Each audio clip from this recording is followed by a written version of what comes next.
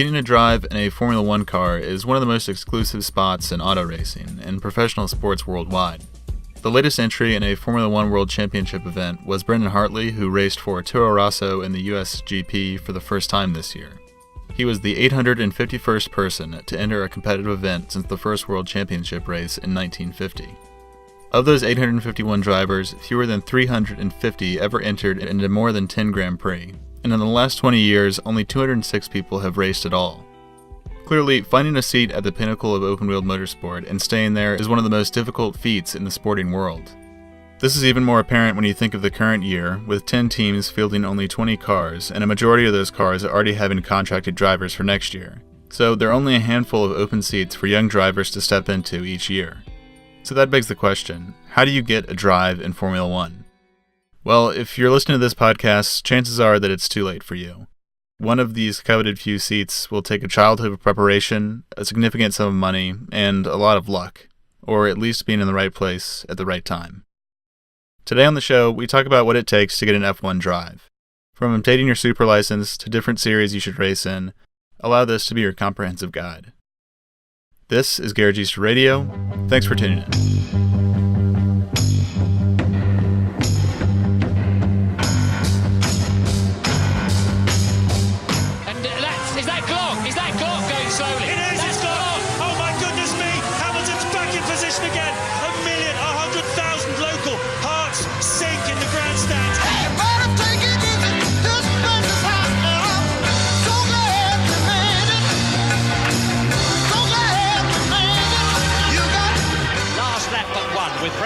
Second, and Villeneuve got incredible.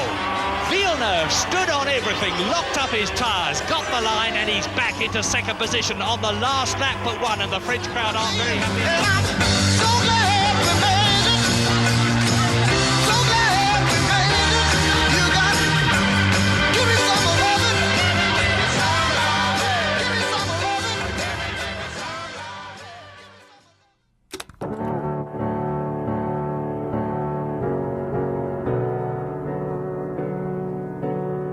The journey to an F1 drive begins at birth. Of course, there's not much that can be done in vitro to increase racing talent, at least there haven't been any studies on that yet, but where and to what circumstances a person is born can predispose them to becoming an F1 driver. Geographically, a majority of Formula One racers have come from Europe, even more so in recent years, with most drivers hailing from Great Britain. This makes sense, being that there's a bigger motorsport following in that region. Being born into a culture that follows the sport closely is going to push a person into that sport naturally. Just like you wouldn't expect an 8-year-old in England to have a poster of Tom Brady on the wall and love American football, you wouldn't expect a kid in Iowa to dream of becoming a Formula One driver.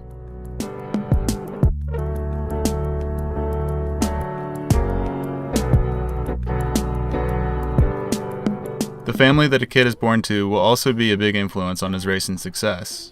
Kids get involved in racing at such young ages these days, the classic reference being Sebastian Vettel being plopped in a cart when he was just 3.5, or Fernando Alonso having to race with extended pedals due to his youth in racing karts. Of course, there are plenty of professional drivers that didn't start racing competitively until they're older. The first thing that comes to mind for me was Mark Webber, who didn't start racing until his teens. But families who are gung-ho on having their child be a professional racer will try to develop talent from a young age. And developing that talent is not only a question of persistence, but a question of money. Motorsport is not a poor man's game. It's not even an upper-middle-class man's game. To race in karting and later series is expensive, so coming from a privileged background is paramount. Of course, there are racers that come from less. Just think about Lewis Hamilton's path to Formula One.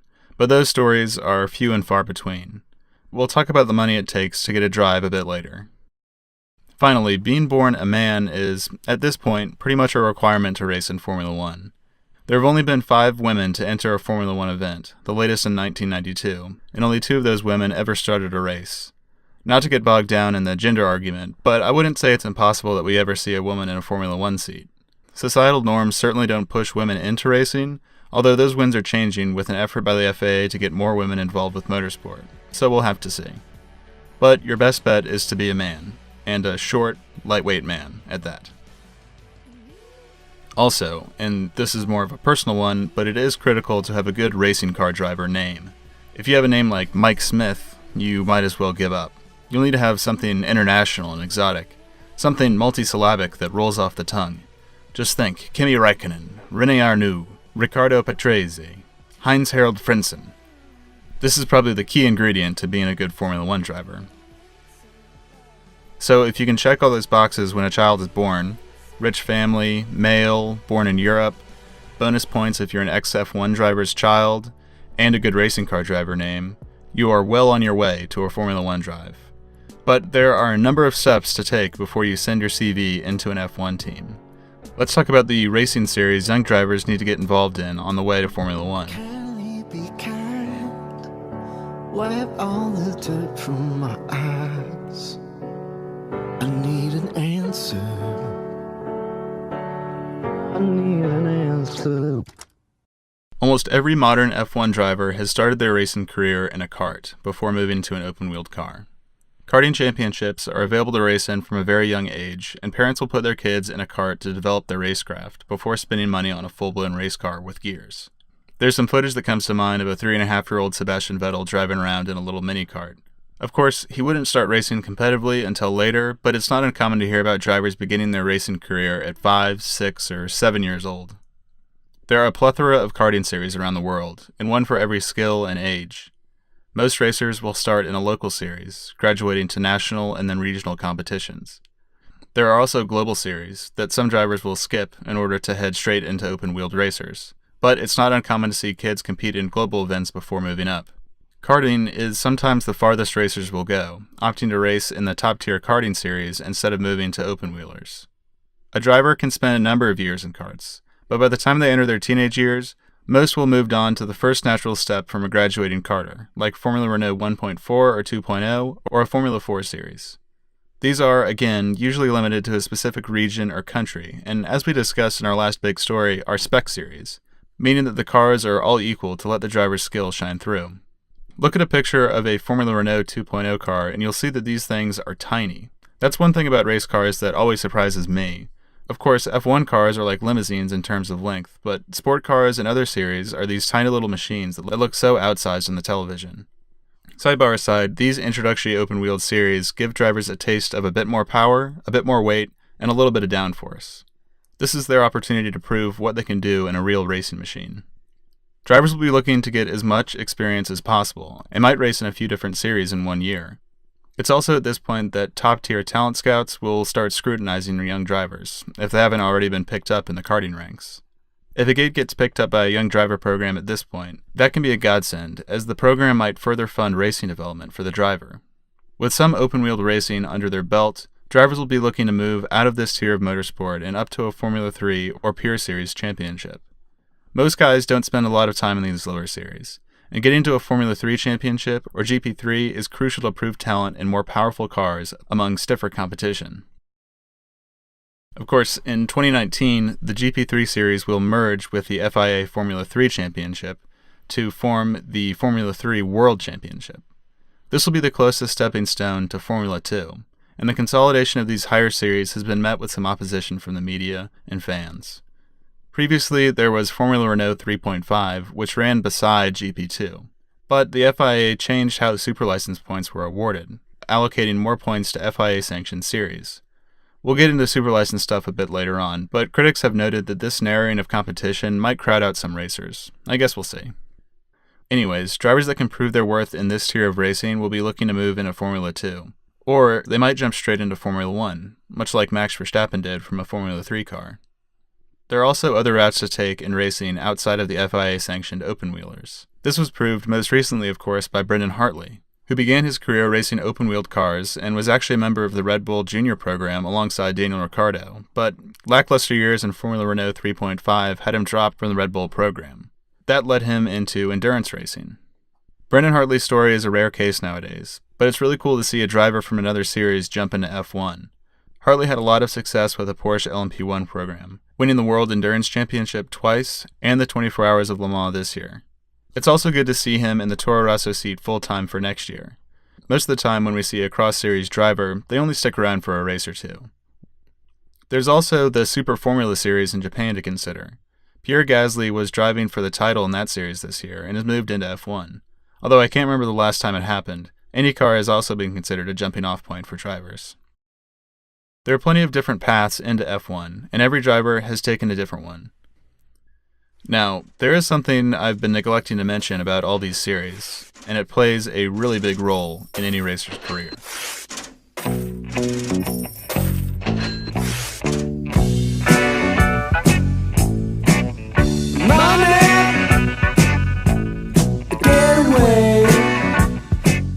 Yes, money. Motor racing is a rich man's sport. If you want to leave racing with $1 million, you should start with $10 million. The primary cost of racing in these lower series is the travel, entry, and actually paying to have a spot in a team. There's a lot of shade thrown at drivers who are perceived to have bought their way into Formula One, but it's not always deserved for two reasons. First is that no one has gotten into F1, at least in modern times, on talent alone. There is always someone in the background, be it a wealthy family, a hardworking parent, or a corporate sponsor, that's paid the way for them, at least until they have found other funding sources. If an F1 team accepts a driver into their development program, that means they'll likely fund their career on top of grooming them for Formula One. Second is that it's not easy to truly buy a Formula One seat. Certainly, there have been some drivers that have landed a seat because they can bring in a significant portion of a smaller team's budget, and those drivers tend to be infamous for crashing out more often and being a general nuisance.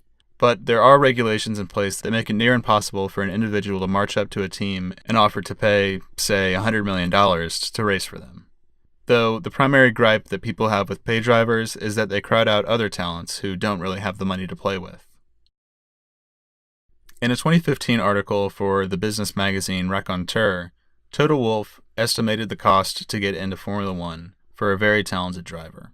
He said that through the years of racing in karts, which could be anywhere from 8 to 10 or maybe more, you'll probably need to spend around €1 million. That's through the junior, senior, and international series. To get a seat in a Formula 4 or Renault series, it'll cost you around €350,000. If you can graduate from those cars in a year, it's another €650,000 for a Formula 3 drive. 1 or 2 more years in those series before you move into Formula 2 or another top-level series, which will cost at least €1.5 million. Mind you that these numbers are pretty rough estimates, and the amount of time in each series will vary per driver, but this isn't an unlikely career path for a hyper-talented person. After a year in GP2, with a good result, you are likely destined for Formula 1. Still, it'll take a few million more euros to land a spot at an F1 team. You're not just going to jump into an F1 car and be paid millions and millions of dollars every year. A driver still has to prove himself. Take, for instance, Pascal Wehrlein. He was in the Mercedes Young Driver program and was able to get a seat in Sauber thanks to Mercedes funding, which probably amounted to a few million euros. Senior teams who are fighting for a title almost see the smaller teams like Sauber, Haas, and to an extent Williams as the best simulator they can buy for a young driver. And the smaller teams are more than happy to accept the extra money and get a decent driver in their car at the same time. Add all of this up and you are looking at least €7 million to fund a young driving career. Of course, all of this doesn't come out of pocket. For instance, Lewis Hamilton was talent spotted by Ron Dennis while racing karts and being funded by his father, famously working 3 jobs. Lewis was signed to McLaren and they were able to fund his career through the lower series. But even being accepted into one of these development programs might require you to bring in some money, and that isn't always an option for young drivers. Motorsport has become a business, and for a driver, it's cutthroat trying to get a seat for next year.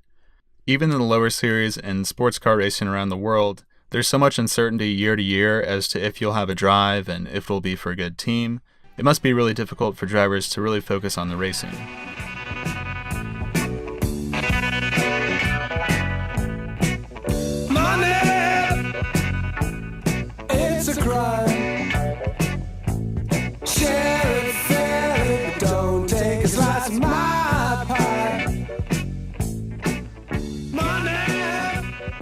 Okay, say you've passed your way through the ranks, you have a sugar daddy to pay your way, have a relationship with an F1 team, and should be able to get a race seat.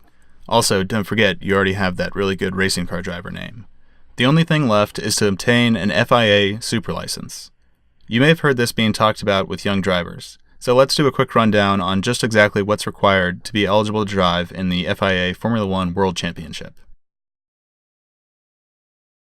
The new regulations regarding eligibility for a super license came into effect in 2016, and they are: Number 1.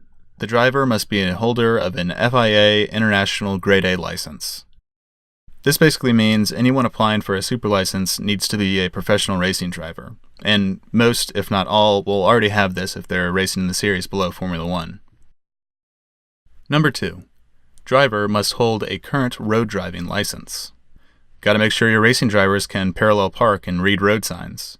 But seriously, a driver applying to be in Formula 1 would likely have this already. Maybe this is just to satisfy national safety laws? I don't know. Number 3. Driver must be 18 years of age or older. The Max Verstappen rule. There was some uproar when Verstappen came into Formula 1 at the age of 17 with little experience in open-wheelers. So this is to limit kids from coming into the sport too young and force them to cut their teeth in the lower series a bit more. It also means that, if unchanged, Max will hold the record for the youngest driver to win a Grand Prix forever, having been 17 years old for his first win in Spain 2016. Number 4. Driver must pass a mandatory test on the Formula 1 sporting regulations. There isn't much known about this test, but this new requirement means that drivers will have a good working knowledge of the sporting regs, and I suppose that's good. Number 5. Driver must spend at least 2 years in Junior Series, completing 80% or more of the races held. This is also a new rule, and will mean drivers are required to have a solid base of open-wheeler experience. But it's not like most drivers entering Formula 1 don't spend a significant number of seasons in those lower series. Number 6. Driver must have completed at least 300 kilometers worth of testing in a recent Formula 1 car. This regulation has actually been around for a while, and it's been more difficult in recent years with the testing restrictions, but young drivers can still get in their required distance in preseason or in-season testing, or in free practice sessions during the season, although they will need to hold a variant of the super license to drive in those sessions.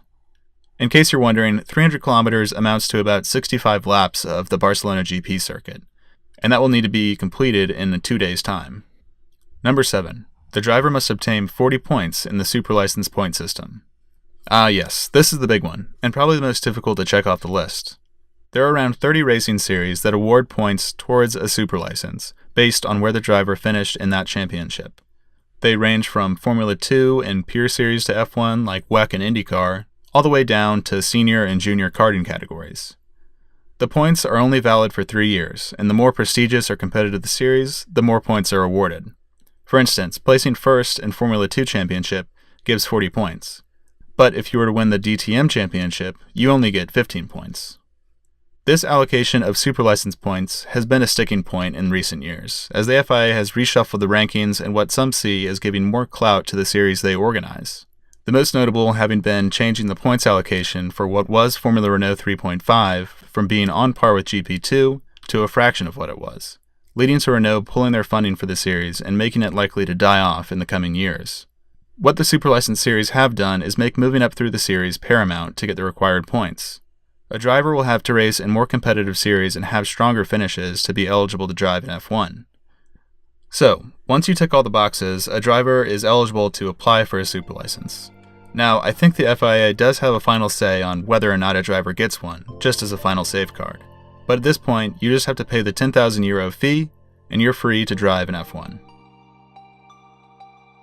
So that's it. Your comprehensive guide to starting a career in the world's most prestigious open-wheelers. Just be born a man in Europe to a rich family, preferably with a history of auto racing and a good racing car driver name, something multisyllabic but rolls off the tongue, and you're set. Get started in karting as soon as possible, then move your way up through the open-wheeled series while making nice with a Formula 1 team, do some testing, apply for your super license, maybe spend a year as a reserve driver, and you're pretty much in. Yeah, it's just that easy. But realistically, a Formula 1 drive is one of, if not the most coveted positions in global sports. If you think about it, there are a maximum of 20 seats available each year, so the raw odds of getting into one of those are just very, very slim. At least now you know what it takes to get there.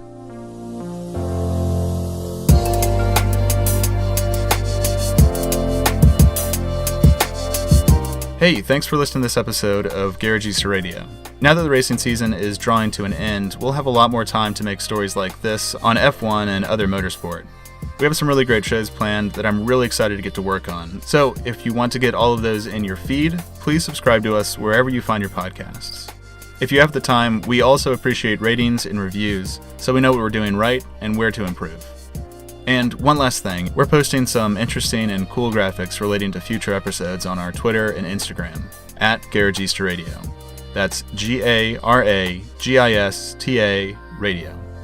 Thanks again, and we'll see you next week with the last track walk of the season in Abu Dhabi. Take care.